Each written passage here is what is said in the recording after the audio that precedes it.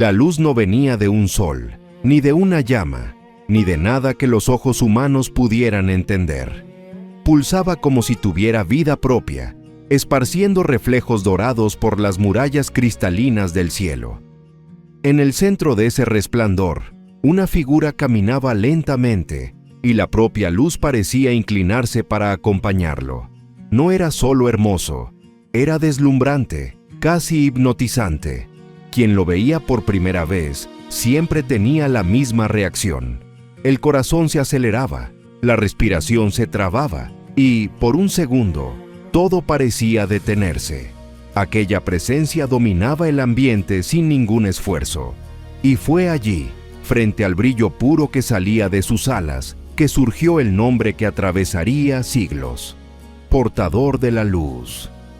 Lo que casi nadie entiende es que ese título no era una metáfora, ni poesía. Era literal. Él cargaba luz, él emanaba luz, él moldeaba luz. Era como si la propia iluminación del cielo respondiera a él, como si toda la creación reconociera su presencia incluso antes de que hablara. Y eso no era un poder común. Era un papel, un propósito, una responsabilidad profunda en el corazón de la creación divina. Mientras los ángeles cantaban, él caminaba entre ellos como un maestro invisible. Los sonidos cambiaban con su presencia, volviéndose más claros, más fuertes, más vibrantes. Pero no era porque él cantara más alto. Era porque todo a su alrededor ganaba color cuando él pasaba. Era como si Dios hubiera depositado en él un fragmento especial de su propia gloria, algo que nadie más tenía. Por eso llamarlo Ángel de la Luz nunca contó la historia completa. El secreto que casi nadie sabe es que Lucifer no solo reflejaba la luz divina, él la amplificaba. Fue creado con un propósito que ningún otro ángel compartió de manera tan intensa: ser el canal por el cual la belleza, el orden y la armonía celestial se volvieran visibles. Su brillo no servía para sí mismo, servía para revelar la grandeza de Dios. Imagina un vitral gigantesco. La luz existe antes de él, pero solo cuando atraviesa el vidrio es que gana color, forma y sentido. Lucifer era ese vitral, un instrumento que no creaba la luz, pero la hacía admirable.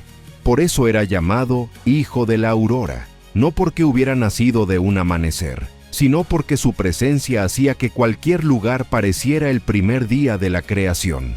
Pero ese brillo tenía un costo.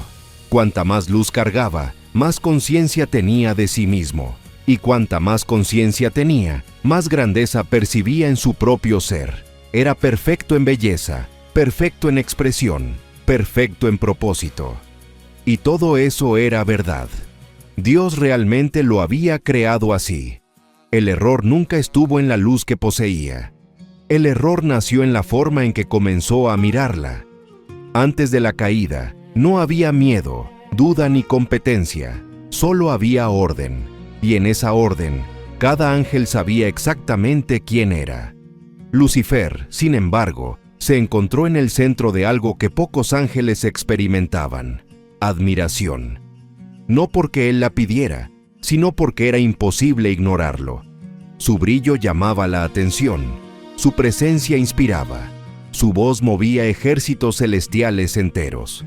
Y eso empezó a despertar en él algo que no existía antes: la sensación de que tal vez, solo tal vez, él era más que un siervo. La luz que antes apuntaba hacia Dios comenzó a apuntar hacia él mismo.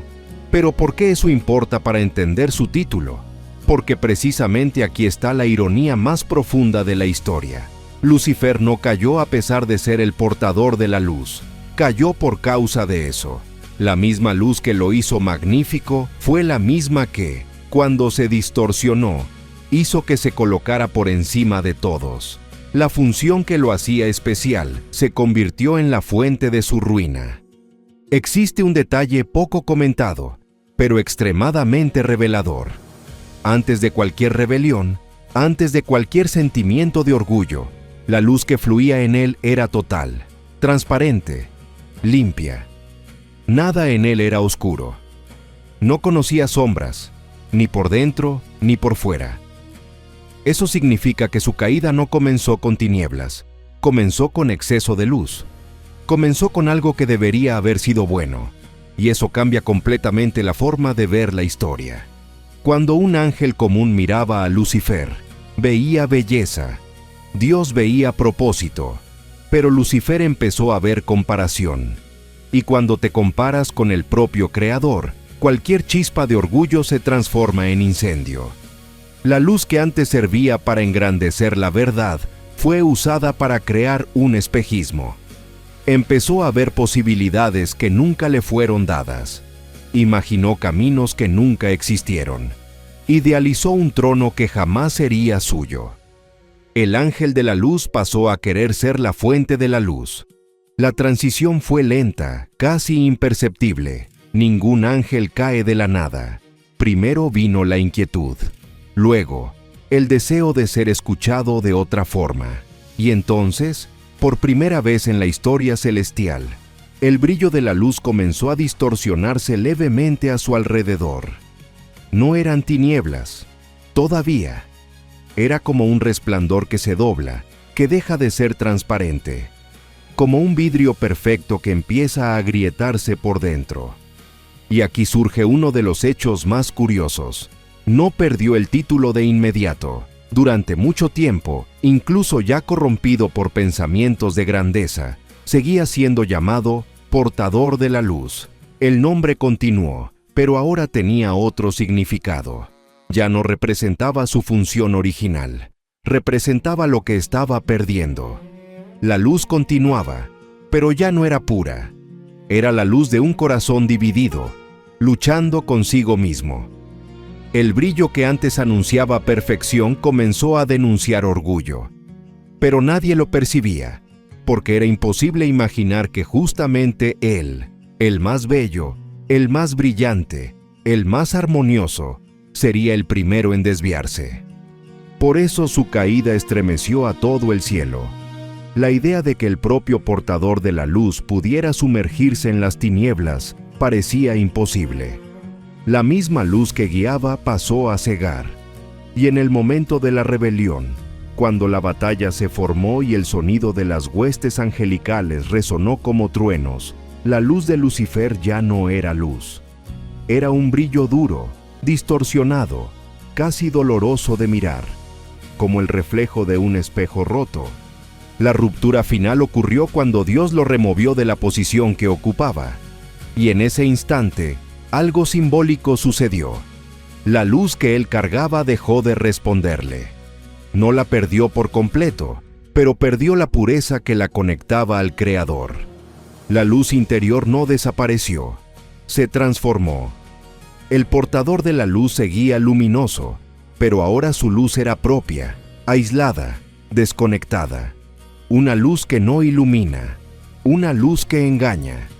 Y ese es el secreto que muchos no saben. Incluso en las tinieblas, Lucifer todavía carga vestigios de la luz original. Por eso engaña, por eso seduce, por eso, para muchos, aún parece perfecto. Las tinieblas más peligrosas no son las que no tienen luz, sino las que fingen tenerla. El significado del nombre Lucifer no cambió. Lo que cambió fue el propósito de esa luz. Es como una antorcha que debería guiar viajeros, pero fue usada para incendiar un bosque. La antorcha sigue siendo antorcha, pero su uso lo cambia todo.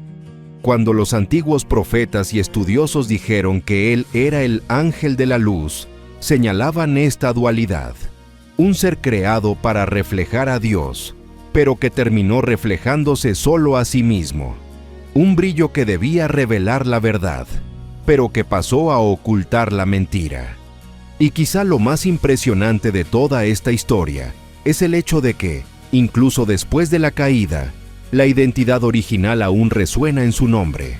Lucifer sigue siendo mencionado como el portador de la luz, no porque cumpla ese papel, sino porque su historia está marcada por un contraste. El ser que poseía más luz fue el que abrazó la oscuridad más profunda. Por eso entender ese título cambia completamente la manera en que lo vemos. no es solo un apodo bonito o poético, es un recordatorio de lo que fue creado para ser y de todo lo que eligió dejar atrás. La luz que antes revelaba gloria se volvió la luz que disimula la verdad. Y ese paradoxo acompaña su existencia hasta hoy. Por eso, cuando alguien pregunta por qué Lucifer era llamado ángel de la luz, la respuesta nunca es simple, porque su luz no era común, era divina, era poderosa, era hermosa, y fue precisamente esa luz la que se convirtió en el escenario de la mayor caída de la historia. Al final, entender su título es entender su tragedia. Nadie cae de las tinieblas hacia las tinieblas, solo cae quien estaba muy alto, solo cae quien un día brilló demasiado, y ningún ángel brilló tanto como él.